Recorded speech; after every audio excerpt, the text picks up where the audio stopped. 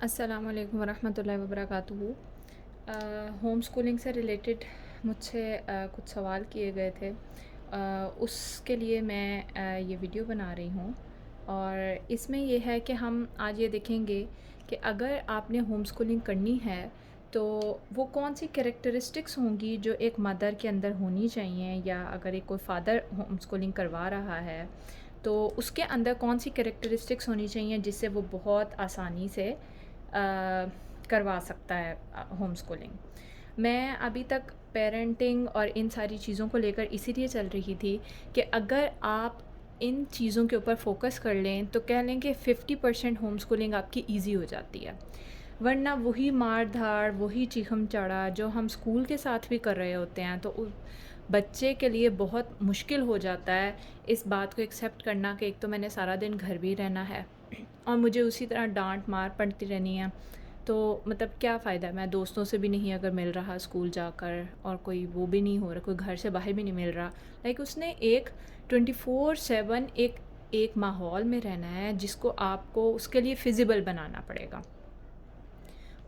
को फिजिबल बनाने के लिए आपने जो कैरेक्टरिस्टिक्स अपनानी है उसके बारे में बात कर लेते हैं। पहली कैरेक्टरिस्टिक्स ये कि कमिटमेंट होनी चाहिए। आप अपने साथ कमिटमेंट करेंगे कि मैंने बच्चे को पढ़ाना है। आपने अपने आप से और बच्चों के साथ मुखलिस होना है। आपने बच्चों को इसलिए नहीं पढ़ाना कि कल को वो नौकरी करके आपको जो है वो कमा के ला के देंगे। आपने उनके साथ मुखलिस होना है। आपने ये जो खुलूस का रिश्ता है ना उसको क़ायम करना है कि मैं अल्लाह के लिए बच्चों के साथ मुखलिस होंगी और अल्लाह के लिए मैंने बच्चों की तरबियत करनी है। आपने उनको ज़िम्मेदारी समझना है जिसका आपने जवाब देना है। वो आपके ऊपर ज़िम्मेदारी हैं, वो आपके ऊपर बोझ नहीं हैं। ज़िम्मेदारी एक ऐसा वर्ड है जो आप एहसन तरीके से निभा सकते हैं, लेकिन अगर आप इधर बोझ का वर्ड यूज़ करेंगे तो ये बात याद रखें कि आप होम स्कूलिंग तो बिल्कुल भी नहीं कर सकते हैं। सो आपने मुखलिस होना है अल्लाह के लिए। आपने ज़िम्मेदारी समझना है उसको कि मैंने इनको तैयार करना है, एक बेहतरीन मुसलमान बनाना है, और उसके बाद मैं ये होम स्कूलिंग कर सकती हूँ। आपने इसलिए नहीं, देखिए हमने अगर होम स्कूलिंग की चॉइस की है ना, चूज़, तो वो इसीलिए की है कि स्कूलों में जो वो कॉपियाँ और पेंसिलें और किताबें भरते हैं ना, उससे बढ़कर मुझे कुछ करना है। अगर तो आपकी ये सोच नहीं है तो फिर आप स्कूल भेज दें। स्कूल वाले बहुत अच्छी कॉपियाँ भरवा लेते हैं, उनको बहुत अच्छे टेक्टिक्स आते हैं, बहुत ट्रेन टीचर्स वहाँ पे मौजूद होते हैं अपनी अपनी फ़ील्ड के। वो ज़्यादा अच्छे तरीके से बच्चों से कॉपियाँ भरवा सकते हैं। सो आपने कमिटमेंट करनी है कि आपने ये ज़िम्मेदारी को एहसन तरीके से निभाना है और आपने अल्लाह से इसका अजर लेना। सेकंड पॉइंट आ जाता है कि आपने नॉलेजेबल होना है। लाइक अगर कोई पेरेंट मुझे ये कहे कि मैंने आज से 20 साल पहले जो है वो मैट्रिक किया था और आज मैं अपने बच्चे को मैट्रिक की किताबें पढ़ा दूँ, तो ये आपकी बहुत बड़ी गलत फ़हमी है कि आप उसी पैटर्न के ऊपर, जिस पैटर्न के ऊपर आपने पढ़ा है, आपके बच्चे उसी पैटर्न के ऊपर पढ़ेंगे। ये दौर बदल चुका है। आपने अपने आप को नॉलेजेबल बनाना है। आपने ख़ुद पढ़ना शुरू करना है और आपकी कुरान के ऊपर ग्रिप होनी चाहिए कि आप बच्चों को कुरान से मिसालें दे सकें। आपको बच्चों को सिखाने के लिए किताबों के ऊपर ग्रिप होनी चाहिए।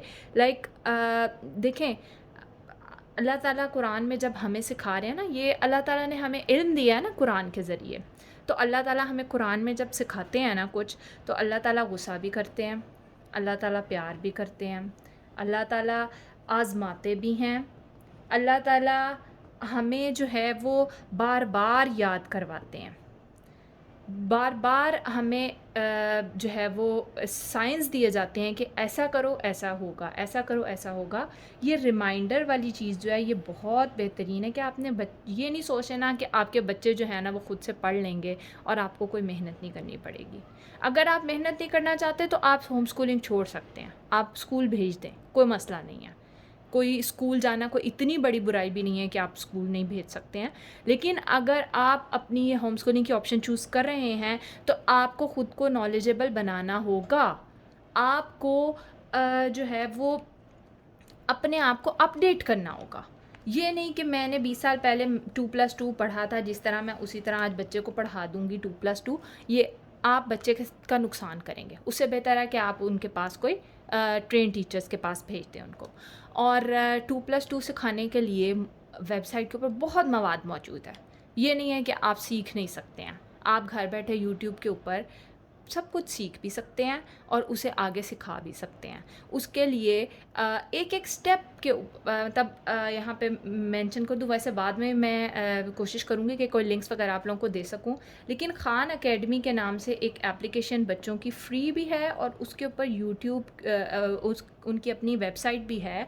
आप उससे ख़ुद भी सीख सकते हैं कोई भी टॉपिक और बच्चों से भी सिखा सकते हैं। इसमें कोई शर्मिंदगी वाली बात नहीं है कि अगर आप बच्चों के साथ मिल के पढ़ाई कर रहे होंगे तो नॉलेज तो इंसान ज़िंदगी में किसी भी हिस्से पे एज पे ले सकता है। तो इसमें शर्मिंदा होने की ज़रूरत नहीं है। आप खुद भी सीखें और बच्चों को भी सिखाएं। फिर तीसरा बड़ा काम जो है वो आपके अंदर होना चाहिए विज़डम। अब विज़डम टूथ से नहीं सिर्फ आ गया, या आपकी एज अगर विज़डम वाली हो गई, आप कहें कि मैंने ज़िंदगी के 40 साल गुजार लिए हैं, मुझसे ज़्यादा विज़डम तो किसी में हो नहीं सकता। ये सोच और ये अप्रोच गलत है। विज़डम ये है कि आपने बच्चे के मूड के लिहाज से अपना काम उससे निकलवाना है। बच्चे के मूड को, बच्चे की फीलिंग्स को एक्नॉलेज करना है। मैंने पेरेंटिंग इसीलिए पढ़ाई कि अगर आप बच्चे की और अपनी फीलिंग्स को एक्नॉलेज करना शुरू कर देंगे तो आप बच्चे से बहुत अक्लमंदी से होम स्कूलिंग के पैटर्न के ऊपर उसे पढ़ाई करवा सकते हैं। फिर उसके बाद नेक्स्ट पॉइंट ये है कि आपने कॉन्फिडेंट एंड एनर्जेटिक रहना। आपने बिल्कुल भी ये नहीं सोचना कि मैं नहीं पढ़ा सकता। भाई आपने मैट्रिक किया है, एफ़ए किया है, बीए किया है, एमए किया है, जो भी किया है, आपको कॉन्फिडेंट होना चाहिए। आखिर आप पास करके ही बैठे हैं ना। आपको कॉन्फिडेंट होना चाहिए और आपको एनर्जेटिक होना चाहिए कि अगर कोई चीज़ मुझे भूल भी गई है तो मैं इंसान हूँ, मैं उसको दोबारा से रिवाइज़ कर सकती हूँ। और हमें ऐसे में शर्मिंदगी होने लग जाती है ना, बच्चा हमसे सवाल करेगा कि मामा इसका क्या मतलब है, तो हम कहेंगे कि पता नहीं बेटा, और मतलब हमारी अना बीच में आ जाती है। तो आपने कॉन्फिडेंट रहना, कोई बात नहीं, बच्चे से कहेंगे आओ बेटा डिक्शनरी में मिल के देखते हैं। मतलब बच्चे को इस बात पे भी कंफर्टेबल आपने करना है कि बेटा अगर आप भी कुछ भूल जाते हो तो आप इंसान हो, आप फरिश्ता नहीं हो, आपको मुकम्मल नहीं होना है। आपको जो मर्ज़ी कर लो, आप मुकम्मल नहीं हो सकते हो, आपको सिर्फ कोशिश करनी है। तो ये एक कोशिश ही है ना कि मैं बच्चे से डिक्शनरी मंगवाऊंगी और मैं बच्चे से कहूँगी कि आओ मिल के इसका मतलब देख लेते हैं। तो आपने कॉन्फिडेंट रहना है, अपने ऊपर कॉन्फिडेंट होना है। अगर आप में लैक ऑफ कॉन्फिडेंस है तो आप उसको प्रोसेस करें। आप देखें कि आपके अंदर लैक ऑफ कॉन्फिडेंस क्यों है। अगर बचपने में आपके ऊपर बहुत ज़्यादा शेम किया गया, आपको हर बात पे आपको पॉइंट आउट किया गया, तो कोई बात नहीं, अब आप बड़े हो गए हैं। अब आप अपने आप को खुद कॉन्फिडेंटली बिहेव करवा सकते हैं। आप बता सकते हैं कि वो टाइम और था जब मैं आगे से जो है वो कुछ कर नहीं सकता था, मेरे पास 100 तरीके हैं, मैं अपने आप को कॉन्फिडेंट बना सकता हूँ। अच्छा जी, उसके बाद ये है कि तब काइंड एंड पेशेंट रहना आपने। नंबर 6 क्या है? काइंड एंड पेशेंट, जो कि मेरा ख़्याल है सबसे मुश्किल काम लग रहा होगा कि कैसे एक घर के काम भी देखने हैं, घर की ज़िम्मेदारी भी है, उस सब के अंदर मैं किस तरह से काइंड और पेशेंट रह सकती हूँ। तो देखें, रहम एक ऐसी चीज़ है जो माँ के अंदर मौजूद है, और अगर उस रहम के अंदर कमी आ रही है, अगर वो रहम का रिश्ता कम पड़ रहा है, तो आपको सोचने की ज़रूरत है। ये वो पॉइंट है कि आप सोचें कि ये रहम का रिश्ता क्यों कम पड़ रहा है। This is the main point कि एक माँ के अंदर रहम क्यों नहीं आ रहा। अल्लाह ने तो माँ को बहुत रहम दिल बनाया है। तो फिर आप इसको प्रोसेस करेंगे। आप देखेंगे कि मुझे गुस्सा क्यों आता है, मैं क्यों नहीं काइंड हो सकती, कहीं मैं अपनी बातें, अपनी सोचें, अपना पास्ट, अपने बच्चे के ऊपर प्रोजेक्ट तो नहीं कर रही हूँ। आपने इन दोनों चीज़ को सोचना है, प्रोसेस करना है। प्रोजेक्ट तो नहीं कर रहे हैं, आपने ये सोचना है, और फिर आपने प्रैक्टिकली फिर बच्चे के साथ काइंडली बिहेव करना है।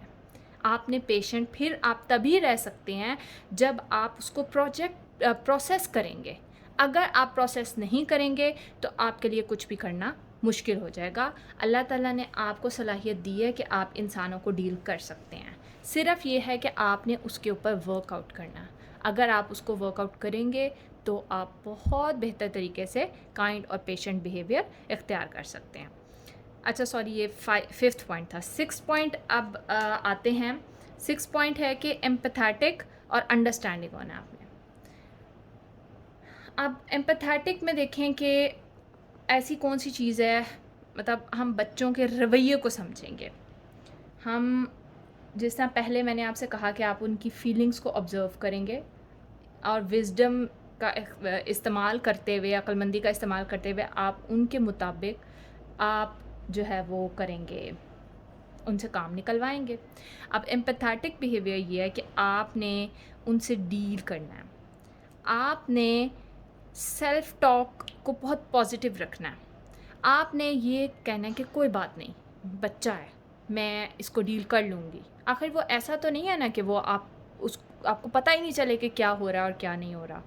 आखिर आपका ही बच्चा है ना, कि गली से उठा के तो आप किसी को नहीं लाए जिसको आपने पहले दिन से देखा नहीं है। आप उसके एक एक रवैये को जानते हैं। आप जानते हैं कि मैंने उसको किस तरह से पाल पोस के बड़ा किया है। आपको पता है कि वो किस वक़्त में क्या सोच सकता है, क्योंकि आपने एक एक दिन एक एक लम्हा उसके साथ गुजारा है। और अगर आपने एक एक दिन एक एक लम्हा उसके साथ नहीं गुजारा, वो इस तरह से कि आप अवेयर ही नहीं थे, आप कॉन्शियस ही नहीं थे, आप बस अपनी धुन में बस बच्चों का दिन गुजार रहे थे और बच्चे पलते जा रहे थे, तो कोई बात नहीं। आप अभी भी रुक के उनके साथ एम्पैथेटिक और अंडरस्टैंडिंग मोड में आ सकते हैं। आपको पॉज़ लगाना होगा, आपको अपनी सोचों को पॉज़ लगाना होगा, आपको उन नॉन जजमेंटल बनना होगा। और इस सब के लिए मैं आप लोगों को बता चुकी हूँ कि किस पूरे उस कॉन्शियस पेरेंटिंग के कोर्स में कि किस तरह से आप नॉन जजमेंटल और ये सब कुछ बन सकते हैं। तो आप जब एम्पैथेटिक और अंडरस्टैंडिंग होंगे, आप आराम से उनके साथ बिहेव करेंगे। और इसके अंदर एम्पैथेटिक और अंडरस्टैंडिंग होने के अंदर एक बहुत की पॉइंट है कि आप ना किसी के साथ उनको कंपेयर नहीं करेंगे। No comparison at all. क्योंकि जब आप कंपेयर करते हैं ना, तो एक जंग शुरू हो जाती है आपके अंदर कि इसने अभी तक क्यों नहीं कर लिया, उस बच्चे ने इतना सीख लिया, इसने अभी तक ऐसे क्यों नहीं किया, उसने तो इतनी जो है वो सूरतें उसको आ गई हैं। इस देखें, आपने कंपेयर नहीं करना। हर फैमिली का अपना तरीका है, हर फैमिली का अपना रहने सहने का, उठने बैठने की रूटीन है, खाने पीने की अपनी रूटीन है, और हर फैमिली डिफरेंट तरीके से खाती है। हर इंसान की अपनी एक इंडिविजुअलिटी है। आपने उस इंडिविजुअल बीइंग उसको समझ के उसे आपने किसी के साथ कंपेयर नहीं करना। और आपने अगर उनको कंपेयर करना है ना, अगर आप कंपेयर करना चाहते हैं, तो एक चीज़ के साथ आप कंपेयर कर सकते हैं। आप देखें कि कल मेरे बच्चे ने क्या किया। अगर कल उसको सिर्फ 0 लिखना आता था, आज उसको 1 लिखना आ गया। अगर उसको कल सिर्फ 0 और 1 लिखना आता था, आज उसने 2 भी लिखना सीख लिया है। आप बच्चे के कल के साथ कंपेयर करेंगे। वो हज़रत अली कहते हैं ना कि अगर कल से आज जो है वो बेहतर नहीं है, तो कहीं भी नहीं लिखा कि देखो कि उसने कितना कर लिया और फिर क्या है। हमारी असल में लाइफ की बेसिक्स यहीं से ख़राब होनी शुरू होती हैं कि हम बच्चे को दूसरों के साथ कंपेयर करते हैं, जिसकी वजह से ना हम उनके ऊपर रहम कर पाते हैं और ना हम देख पाते हैं कि वो माशाल्लाह बहुत अच्छी पेस पे चल भी रहा है और सीख भी रहा है। अब नेक्स्ट पॉइंट ये है, आपने फॉरगिविंग होना है, आपने माफ़ करने वाला बनना है। क्योंकि अगर आपने माफ़ नहीं करना तो फिर एक टसल शुरू हो जाएगी। और आपने माँ के गुस्से वाले मोड को ना एक साइड पे रखना है। और आपने देखना है कि क्लास में एक टीचर जो है ना वो माफ़ करती है। मदरली मोड को ऑफ़ करें, एक टीचर मोड में आएँ और देखें कि जो है ना टीचर मोड अपना ऑन करें, देखें वो फॉरगिविंग होती है। और वो फॉरगिविंग होती है तभी तो वो हर रोज़ अपने बच्चे के साथ, अपने स्टूडेंट्स के साथ रोज़ उसी गुजारा कर लेती है। अगर एक टीचर सोचें फॉरगिविंग नहीं होगी तो वो क्लास में बच्चा बुली होता रहेगा, तो इसका मतलब है वो फेवरेटिज़म वाला मोड शुरू हो जाएगा ना। तो अगर आप फॉरगिविंग नहीं होंगे तो आप घर के अंदर एक फेवरेटिज़म की जो है ना वो माहौल पैदा कर देंगे और बच्चा बुली होने लग जाएगा। सो आपको फॉरगिविंग बनना पड़ेगा। फिर उसके बाद आता है कि आपने नंबर 8 पॉइंट है कि कम्युनिकेशन स्किल्स होनी चाहिए। कम्युनिकेशन स्किल्स माँ की, हर वक्त जो है ना, आपने लेक्चर्स नहीं बच्चे को झाड़ने हैं। पढ़ लो, पढ़ाई से ये फ़ायदा होगा, नहीं पढ़ोगे तो यहाँ रह जाओगे, सड़कें छानोगे, ये बन जाओगे, वो बन जाओगे। देखिए, हमारे गुस्से के अंदर जो बोले गए जुमले होते हैं ना, हमें एक नॉर्मल काम करने से भी बच्चे को रोकते हैं। मतलब हमारा नॉर्मली होता है ना कि अच्छा ना, नहीं कामयाब होगे ना, फिर दुकान पे ही बैठोगे। तो भाई, क्या अगर एक बंदा ओनर हो दुकान का, तो वो अपनी दुकान पे बैठता हुआ क्या बुरा लगता है? हमने इन पैराडाइम्स को शिफ्ट करना है। हमें देखना है कि एक दुकान पे बैठना कोई बुरी बात नहीं है, एक अपना बिजनेस होना कोई बुरी बात नहीं है। सिर्फ ऑफिस जॉब करना ही एक कामयाबी की निशानी नहीं है। आज ऑफिस जॉब करने वाले और डिग्रियों लेने वाले भी सड़कों पे बेचारे ख्वार हो रहे हैं ना। तो आपने अपने इस पैराडाइम को शिफ्ट करना है, आपने अपने जुमलों के ऊपर गौर करना है, आपने कम्युनिकेशन स्किल्स को अपनी बेहतर करना है। कम अल्फाज में बच्चों के साथ इफ़ेक्टिव वर्ड्स यूज़ करने हैं। इफ़ेक्टिव किस तरह, आपको बेशुमार वीडियोस मिल जाएंगी। आपने अगर सीखना है ना कि किस तरह से इफ़ेक्टिव बनना है, तो आप सीख लेंगे। लेकिन अगर आपने नहीं सीखना ना, तो फिर आपके पास सब कुछ होगा भी, मैं भी आपको समझा दूंगी, कोई और भी समझा देगा, हज़ारों होम स्कूलर आपको सिखा देंगे, लेकिन आपने नहीं समझना ना, तो आप नहीं समझेंगे।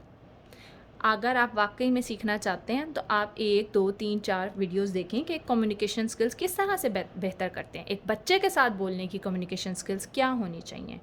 आपको एक अच्छा लिसनर बनना पड़ेगा। आपको सिर्फ बच्चे को सुनाना नहीं है, आपको सिर्फ हर वक्त ऑर्डर नहीं पास करने हैं, आपने एक बेहतरीन लिसनर बनना है। क्योंकि जब आप बेहतरीन लिसनर बनते हैं, नबी सल्लल्लाहु अलैहि वसल्लम के इस तरीके पे चलते हैं, आप मुतवज्जे होते हैं बच्चे की तरफ, आप उसको देख रहे होते हैं, समझ रहे होते हैं, उसकी फीलिंग्स को एक्नॉलेज कर रहे होते हैं, आप देख रहे होते हैं वो पीछे से कहाँ से आ रहा है, आप उसको अंडरस्टैंड कर रहे होते हैं, आप उसको लिसन कर रहे होते हैं। तो फिर आपको पता चलता है कि अच्छा, मेरे बच्चे की पर्सनैलिटी ये है, मेरे बच्चे के पैराडाइम्स ये हैं, मुझे उसको किस तरह से डील करना है। लेकिन अगर आप सुनेंगे ही नहीं, तो आपको कैसे पता चलेगा कि आपके बच्चे को क्या अच्छा लगता है, क्या बुरा लगता है, उसे क्या। अगर किसी बच्चे को राइटिंग नहीं पसंद, तो उसके आप ऑल्टरनेट वेज कैसे ढूंढेंगे होम स्कूलिंग करवाते हुए। स्कूल में तो टीचर के डंडे और बिस्ती और क्लास में पीयर प्रेशर की वजह से वो ये सब कुछ कर लेता होगा, पर्सनालिटी तो उसकी तबाह हो ही जाती है इन सारे ज़ोरों से। लेकिन अगर एक माँ ये समझ ले कि मुझे उसको सुन कर, समझ कर, उस तरह से लेकर चलना है। सब, मेरे बेटे को राइटिंग बिल्कुल नहीं पसंद, उसको बहुत उलझन होती है, अब राइटिंग तो करवानी है, राइटिंग के बगैर तो वो कैसे लिखेगा। मैंने उसको कॉपी राइटिंग पर लगा दिया। मैंने उससे कहा, अच्छा आपकी जो फेवरेट बुक है आप वो लेके आओ, आप उसे कॉपी राइट करो। अब उधर से वो पोइम्स और स्टोरीज़ और वो वाली बुक्स लेके आता है, कागज़ के कागज़ भर भर के डायरियाँ उसने भर छोड़ी हैं। लेकिन अगर मैं कहूँ ना ये किताब के अंदर लिखो, तो वो उसके लिए बहुत मुश्किल हो जाता है, उसको रोना पड़ जाता है कि मैं नहीं लिखना चाहता। और जो है क्या कहते हैं, मैं फिर क्या करती हूँ, मैं कहती हूँ अच्छा ठीक है, मुझे पंक्चुएशन सिखानी है, मुझे सेंटेंस मेकिंग सिखानी है, मैं उसकी कॉपी राइटिंग के अंदर सिखा दूँगी उसको। मुझे उसको ग्रामर सिखानी है, मैं उसको उस तरह से सिखा दूँगी जिस तरह वो सीखना चाहता है। यही तो फ़ायदा है होम स्कूलिंग का। तो आपने कम्युनिकेशन स्किल्स जो हैं वो लिसन करके सीखनी है। नंबर 9 ये कि आपने ऑर्गेनाइज्ड होना है, ऑर्गेनाइज्ड एंड डिसिप्लिन। देखें, ऑर्गेनाइज्ड और डिसिप्लिन से ये होगा कि आपका वक्त जो है वो कम लगेगा और आप कम वक्त में बेहतरीन काम कर सकेंगे। स्कूल में क्या होता है, ऑर्गेनाइजेशन एक होती है ना पूरी, टीचर्स और डायरीज़, ये वो सब एक ऑर्गेनाइज्ड वे में पड़ा होता है। आप घर के अंदर इसको ऑर्गेनाइज्ड वे में करेंगे। ये नहीं किताबें जहाँ बच्चों ने फेंकी हैं वहीं उठ के तो वो चले गए हैं और जी अगले दिन भी वहीं पड़ी हुई हैं। इस तरह से जब बज़ाहिर गंद नज़र आएगा, बच्चों के लिए पढ़ना मुश्किल हो जाएगा और बहुत ज़्यादा वक्त लगेगा। उसको पेंसिल नहीं अपनी मिल रही होगी, उसको अपना शार्पनर नहीं मिल रहा होगा। आपने देखना है कि सफाई अगर निस्फ ईमान है, तो फिर आपको उसके मुताबिक अल्लाह ताला का फैक्टर बीच में लेकर आना है, नबी सल्लल्लाहु अलैहि वसल्लम का फैक्टर लेकर आना है। आपने बच्चे को बताना है कि बेटा सफाई निस्फ ईमान क्यों है। जब हम बाहर से साफ़ होते हैं तब हम अंदर से साफ़ हो सकते हैं। अगर बाहर भी गंद होगा तो हमारे अंदर भी गंद रहेगा। तो आपने बच्चे को डिसिप्लिन और ऑर्गेनाइज्ड वे में, क्योंकि अगर आप खुद नहीं ऑर्गेनाइज और डिसिप्लिन होंगे तो बच्चे कभी भी नहीं हो सकते हैं। बच्चे का तो काम है गंद मचाना, लेकिन वो इस दुनिया में आया है, उसने सीखना किससे है? ऑफ कोर्स पेरेंट्स से सीखना है। अगर आप भी गंद मचा के रखेंगे तो बताएं कौन सिखाएगा उनको? गली के लोगों ने, मोहल्ले के लोगों ने आकर तो नहीं आपके बच्चे को सिखाना कि बेटा डिसिप्लिन क्या चीज़ होती है। आपने उसको वैसा बनकर दिखाना है, आपने अपनी लाइफ को डिसिप्लिन्ड वे में करना है। 10 ये है कि आपने फ्रेंडली रहना है बच्चे के साथ, लेकिन फ्रेंड्स बनते बनते ये नहीं करना कि आपने फर्म बिहेवियर छोड़ देना। आपने फ्रेंडली भी होना है, लेकिन फर्म बिहेवियर आपका होना चाहिए। आपको पता होना चाहिए, आपके बच्चे को पता होना चाहिए कि माँ हमारी बात सुनती है, माँ हमारी बात समझती है, सब कुछ है, लेकिन उसके नो का मतलब फिर नो ही है। आपने अपनी जान नहीं छुड़ानी है कि अच्छा बच्चे के टेंट्रम से मैं बच जाऊँ, बच्चे के रोने धोने से मैं बच जाऊँ, मैं फर्म नहीं होंगी। अगर आपने कोई असूल का बना लिया है तो आपने उसको असूल रखना है। अगर आपने बच्चों के साथ ये डिसाइड कर लिया ना कि रात को सोते हुए मैं आपको स्टोरी सुनाऊंगी, तो फिर आपने उसके ऊपर स्टोरी सुनानी है। फिर चाहे आपके बर्तन भी गंदे हों, चाहे आपके कपड़े भी गंदे हों, चाहे जो भी गंदा हो, आपने वो 5 मिनट स्टोरी सुनानी है और फिर उसके बाद कुछ करना है। टाइम टेबल स्कूल में इसीलिए होता है ना, घंटी बजने का क्या मकसद होता है कि एक फर्म बिहेवियर होता है। क्लास में टीचर जितना मर्जी फ्रेंडली ये वो सब कुछ रहे, लेकिन घंटी का मतलब है स्विच ऑफ, दूसरी किताबें निकालो और दूसरा काम शुरू। तो आपने अपने इस बिहेवियर को फॉर्म रखना है कि अच्छा ठीक है, मैंने अगर कुछ कहा है और जो है वो करना है तो मैंने ज़रूर करना है। और फ्रेंडली आप इस तरह बन सकते हैं, आप अपना सर्कल टाइम रख सकते हैं बच्चों के साथ। आप बच्चों के साथ मिल के जो है, अगर बाप नहीं भी अवेलेबल, इस होम स्कूलिंग में अगर आप लोग ये सोचें ना कि बाप आपको हर वक्त अवेलेबल होगा तो मैंने होम स्कूलिंग करनी है, तो देखें जब आप स्कूल भेज रहे होते हैं ना तब भी बाप अवेलेबल नहीं होते हैं। अगर तो आप बाप अवेलेबल हैं तो अच्छी बात है, अगर नहीं अवेलेबल तो आपको खुद ही करना है। अगर आप खुद कर सकते हैं तो करें, नहीं तो प्लीज़ स्कूल भेज दें। ना अपने आप को ख्वार करवाएं और ना बच्चों को ख्वार करवाएं। तो अगर आप वाकई में इरादा रखते हैं कुछ करने का, आप फ्रेंडली बिहेवियर कर सकते हैं, आप उनके साथ सर्कल टाइम कर सकते हैं। अगर जॉइंट फैमिली सिस्टम में रहते हैं, कोई दादा दादी के साथ मिल के सर्कल टाइम हो सकता है, कोई भी स्टोरी हो सकती है, कुछ भी, कोई ओंगी बोंगी जो मर्जी। बस बात यह है कि बच्चे स्टोरी सुनते हैं, आपने उन्हें स्टोरी टेलिंग ज़रूर करनी है। अच्छा जी, फिर उसके बाद 11वां पॉइंट ये है कि आपने अपने आप को एक रोल मॉडल समझना है। देखें, अगर आप रोल मॉडल नहीं बनेंगे बच्चे के लिए तो फिर बच्चा कहाँ से सीखेगा? क्लास में, स्कूल में जाके तो वो टीचर से सीख आता। जो आप अपने बच्चे से करवाना चाहते हैं ना, वो बन के दिखा दें।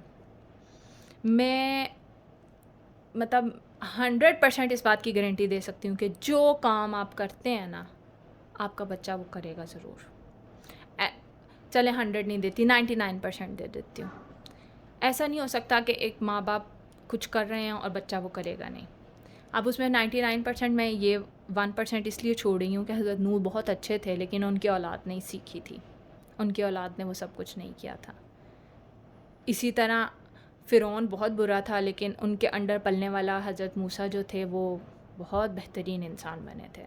तो वो 1% का मार्जिन दे देती हूँ, लेकिन 99% बिहेवियर वो होता है जो बच्चा आपसे सीखता है। बच्चा आपकी अक्कासी करता है। आप जिस तरह उठते हैं, जिस तरह बैठते हैं। बच्चे क्यों बड़ों के जूते पहनना चाहते हैं? क्योंकि उन्हें वो अट्रैक्ट कर रहे होते हैं, उनके लिए वो मिसाल होती है। अगर आप घर में आपने कोई लर्निंग मोड नहीं रखा हुआ, आप खुद नहीं कभी किताब खोल के पढ़ते, आपका बच्चा कहाँ से देखेगा कि किताब पढ़ना अच्छी बात है? उसे तो पता है कि मोबाइल पे बैठे रहना अच्छी बात है, उसे तो पता है टीवी के आगे बैठे रहना अच्छी बात है, तभी तो हमारे माँ बाप ये कर रहे हैं। अगर आप ये सब कुछ नहीं कर रहे तो ऑफ़ कोर्स वो भी, उसे पता ही नहीं होगा कि अच्छा ठीक है, वो बाहर से तो नहीं उसने अभी सीख के आना ना, होम स्कूलिंग में उसने दोस्तों से तो नहीं बातें सुन के आनी, सीख के आनी। कज़न से बेशक मिलता है, लेकिन जो चीज़ वो घर में जो सुबह से लेकर शाम तक देखता है वो उसको ज़्यादा अट्रैक्ट करेगी या बाहर की चीज़? तो आपने उसको रोल मॉडल बन के दिखाना है। और लास्ट पॉइंट इधर ये होगा कि लास्ट पॉइंट ये है कि आपने क्रिएटिव एंड इनोवेटिव रहना है। आपने मुझसे वे शक्ल के साथ बिल्कुल भी नहीं बच्चे के साथ बैठना। आप अगर अपने लिए तैयार नहीं होते ना तो ना हो। आप गौर करें कि जब आप स्कूल में पढ़ते थे तो जो टीचर अच्छी तैयार होकर साफ़ सुथरी आती थी ना, आपका दिल भी करता था उससे पढ़ने को। तो अगर आप मुसीवी शक्ल के साथ बैठ के बच्चे को पढ़ाएंगे ना, जमाइयाँ आपको आ रही होंगी, थके होंगे, लेट के आप पढ़ा रहे होंगे, तो वो क्रिएटिवनेस नहीं है, वो बच्चे को मज़ीद इरिटेट करेगा। आपने क्रिएटिव होना है, आपने इनोवेटिव होना है, आपने नए नए तरीके सर्च करने हैं। अब तो आपके एक टच के ऊपर इतनी इतनी क्रिएटिविटी की चीज़ें आपको गूगल से, यूट्यूब से, हर जगह से मिल जाएंगी। तो आपने क्रिएटिव होना है। अगर आप क्रिएटिव नहीं भी है ना, कुछ लोगों को क्रिएटिव होना बहुत मुश्किल लगता है कि ये जैसे बोझ लगने लगता है। मैं आपको ये नहीं कह रही हूँ कि आप रोज़ का रोज़ चार्ट पेपर लेके बैठ जाएं, बच्चों को एक्टिविटीज़ करवाएं और ये करवाएं और वो करवाएं, वो हो भी नहीं सकता। एक माँ के लिए घर के कामों के साथ बहुत मुश्किल होता है, लेकिन हफ्ते में एक दफ़ा तो आप कर ही सकते हैं। आप सिर्फ एक दफ़ा को सेट करें कि आपने कुछ ऐसा करना है जो क्रिएटिव मोड में हो। देखें, किताबों को सामने रख के ना एक सूखा सूखा सा पाना आता है पढ़ाई के अंदर। उसके अंदर आप अब ये देख लें कि आपने किस तरह से कितनी क्रिएटिविटी डालनी है। आप खुद देखें कि किताबें इतनी रूखी सूखी स्कूल लाइफ में लगती थी कि उसके बाद मुड़ के कभी किताबें पढ़ने का दिल नहीं किया। सो बी क्रिएटिव। बच्चे हर चीज़ से सीख लेते हैं। बच्चे सिर्फ किताब के सफ़े से नहीं सीखते, बच्चे हर हर काम के अंदर कुछ ना कुछ सीख रहे होते हैं। तो आपने ज़रूर क्रिएटिव मोड ऑन करना है। अगर आप एक एक पॉइंट, ये वही है कि जितने पॉइंट्स 12 में से आप जितने अडॉप्ट करते जाएंगे, उतनी आपकी होम स्कूलिंग जो है वो बेहतर होती जाएगी।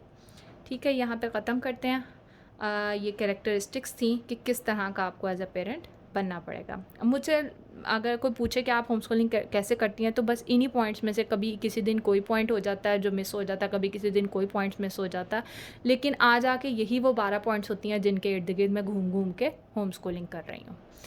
सो होम स्कूलिंग इसका नाम नहीं है, एक दफ़ा दोबारा रिमाइंड करवा रही हूँ, होम स्कूलिंग इसका नाम नहीं है कि आपने कॉपी पेंसिलें और कागज़ भरवाने हैं बच्चों को। होम स्कूलिंग इसका नाम नहीं है कि आपने बच्चे को डंडे के ज़ोर पे बिठा के 2 घंटे टका के पढ़ाना है, नहीं तो आप फेल हो जाएंगे। होम स्कूलिंग इसका नाम है कि आपने एक ईज़ी वे में सब कुछ सिखा देना है, क्योंकि बच्चे सब कुछ एक एक पॉइंट से सीख रहे होते हैं। ठीक है, यहाँ पर हम ख़त्म करते हैं। जज़ाकुमुल्लाह खैर। अल्लाह हाफ़िज़।